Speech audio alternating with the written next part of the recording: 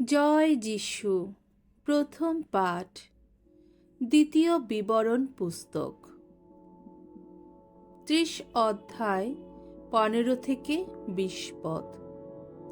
বেছে নাও আনুগত্যের আশীর্বাদ কিংবা অবাধ্যতার অভিশাপ। মসি একদিন ইসরায়েল জনমণ্ডলীকে এই কথা বললেন, এই দেখো, আমি আজ তোমাদের সামনে রেখেছি একদিকে জীবন ও সুখ, আর একদিকে মৃত্যু ও দুঃখ।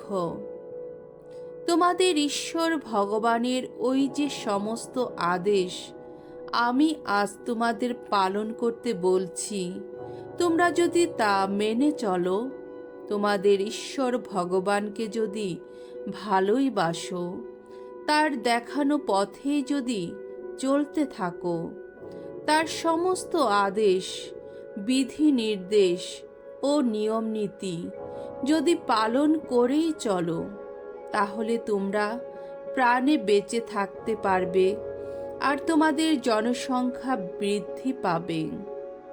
তাছাড়া যে দেশের মধ্যে প্রবেশ করে তোমরা এবার তা অধিকার করে নেবে, তোমাদের ঈশ্বর ভগবান সেই দেশে তোমাদের আশীষ ধন্য ও করবে।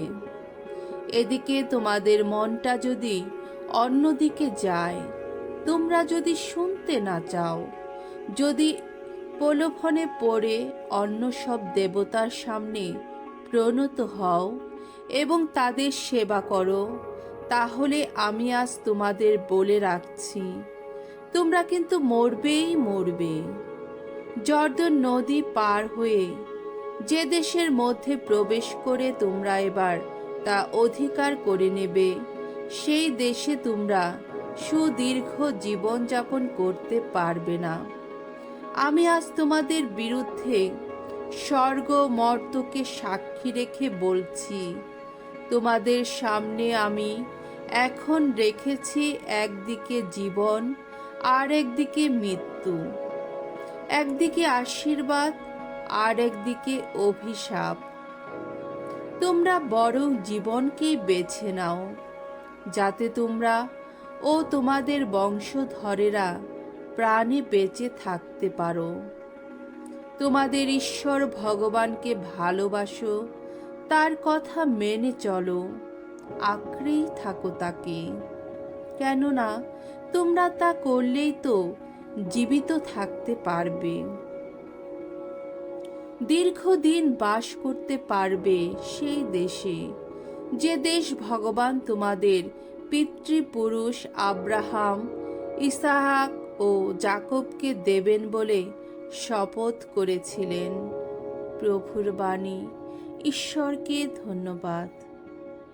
সাম সঙ্গীত 1 অধ্যায় 1 থেকে 4 পদ, 6 পদ। ধন্য ধন্য সে মানুষ, ভগবানই যার আশাস্থল। ধন্য সে মানুষ, দুর্জনের মন্ত্রণায় যে চলে না, পাপীর পথে যে পা বাড়ায় না, সে বসে না বিদ্রূপ স্বভাবী মানুষের সভায়।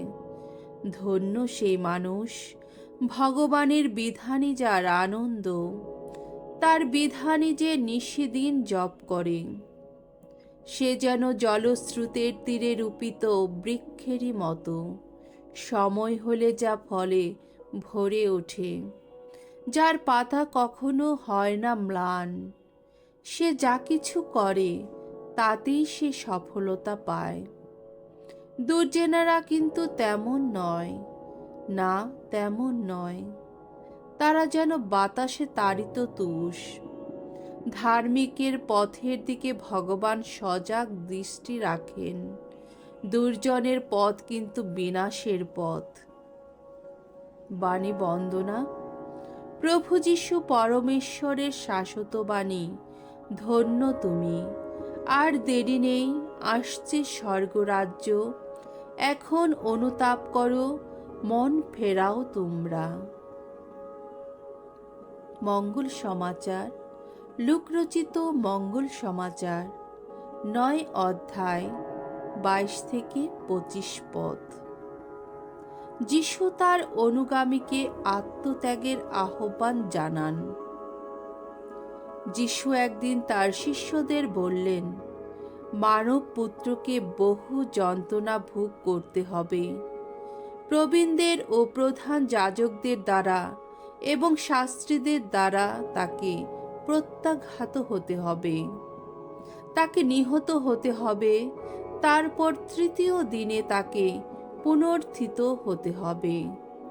পরে এক সময় তিনি সকলকে বললেন, কেউ যদি আমার অনুগামী হতে চায় তবে সে আত্মত্যাগ করুক এবং প্রতিদিন নিজের ক্রুশ তুলে নিয়ে আমার অনুসরণ করুক। কেননা যার কাছে নিজের জীবন রক্ষা করাটাই বড় কথা, সে তা হারাবেই।